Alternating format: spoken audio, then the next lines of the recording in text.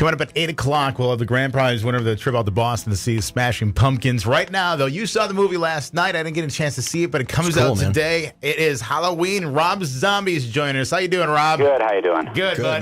Last time we had you online, but you didn't wake up for the interview or something like that? I didn't know about it. You didn't know about it? Nobody tells you this stuff? No, I was sleeping, of course, because that's what I would have been doing at that time in the morning. And afterwards, everyone's like, where were you? I'm like, for what? I wasn't this year. I missed 20 interviews. Nobody told me about them. The crazy thing is, why would you have interviews for Halloween 3 weeks before the movie comes out? Yeah. Well, that makes sense. I can only do the interviews that someone tells me about. Right, exactly, man. My psychic powers are not that good. Well, we're in Milwaukee. You've played in Milwaukee a ton of times with White Zombie and, of course, Solo, man. So this is a huge honor to be able to talk to you this morning. But we're definitely psyched about Halloween, man. It looks good. Yeah, I'm so psyched to get this thing out. So you got full blessing from John Carpenter, is that right? I mean, he Oh, yeah, totally. loves John's fully behind it. I've talked to him about it a bunch of times. He's, he hasn't seen it yet because he's been out of the country, but he knows all about it. Okay, how does this compare to, as far as directing and producing,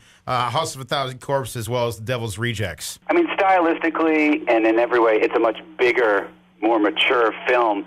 And it's different in the sense that even though it's Halloween and it's about Michael Myers, you really dig into it like a serious character study of Michael Myers. And I think that's what freaked people out the most and horrified them the most. They were so swept up in this character that people were like, they were coming out of it so emotionally shell-shocked, not knowing how deep it was going to hit them. I do like the fact that you did bring Bill Moseley and Sid Haig from the first two movies into Halloween, though. That's very cool that you kind of keep your cast of friends, I guess, along with it. Yeah, I love all those guys. I mean, they have small roles in this because it is a different movie, so, the other people like Malcolm McDowell and Tyler Mane and Scout Comp, they have bigger roles. Bill and Sid Bill plays a security guard at Smiths Grove Sanitarium, and Sid plays a caretaker at the Haddonfield Cemetery. So they have each have one scene, really, but they jump off the screen. Speaking of Malcolm McDowell, we talked to Danny Trejo just for a few minutes last week, but the call got broken up. Was there ever a point where you, Malcolm McDowell, and Danny Trejo were sitting down eating lunch somewhere? Probably every day. That must have been the coolest looking thing in the world, because there is no more evil than at that table, I would imagine. I love Danny. We've been good friends for a while, and I've spent many a lunch eating with Danny. Good, man. Hey, growing up, Rob, were you scared of the boogeyman? No, the only thing that really scared me was when I saw Jaws. Really? Really? Supernatural type things and stuff never bothered me, but as soon as I saw that, I was convinced. What age did it start for you? It started very young. I mean, I think probably the first movie I ever saw was King Kong when I was maybe in kindergarten. And then from there on, it just sort of spiraled. Did it start with actual scary movies, or like Alice Cooper and Black Sabbath, where it was kind of dark and evil bands? Or was it the mixture? No, it started first with movies and TV. I got into Alice Cooper really, really young. I think I was in first grade or something when I got really into Alice Cooper. So it was pretty young when I was into it. There's 1 degree of separation between you and I, Rob. A guy named Rob Byers, my tattooist in Madison. And evidently, a couple of years ago, when White Zombie was touring, he shut down his tattoo shop and bar for you guys, and you evidently tattooed his leg, and you put the word "yeah" on his leg. Oh, yeah, that was a long time ago. Yeah, that's good to know. I remember that because our guitar player at the time, Riggs, was getting a tattoo that said "scum of the earth."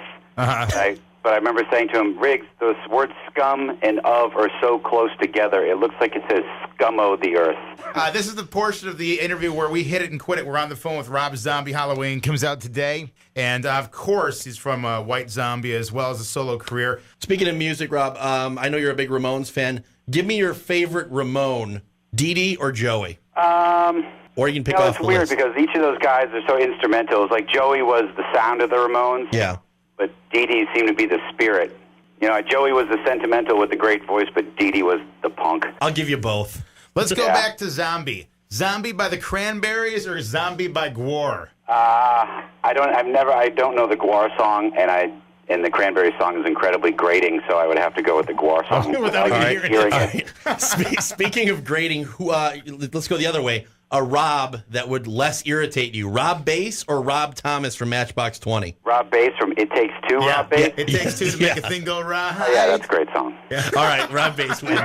And finally, Nightmare on Elm Street or Friday the 13th. Well, neither movie really inspired me in any way, but Nightmare on Elm Street's a much better movie. Okay. I like the idea of Friday the 13th, and I like the character of Jason, but unfortunately the movies themselves are pretty janky. Okay.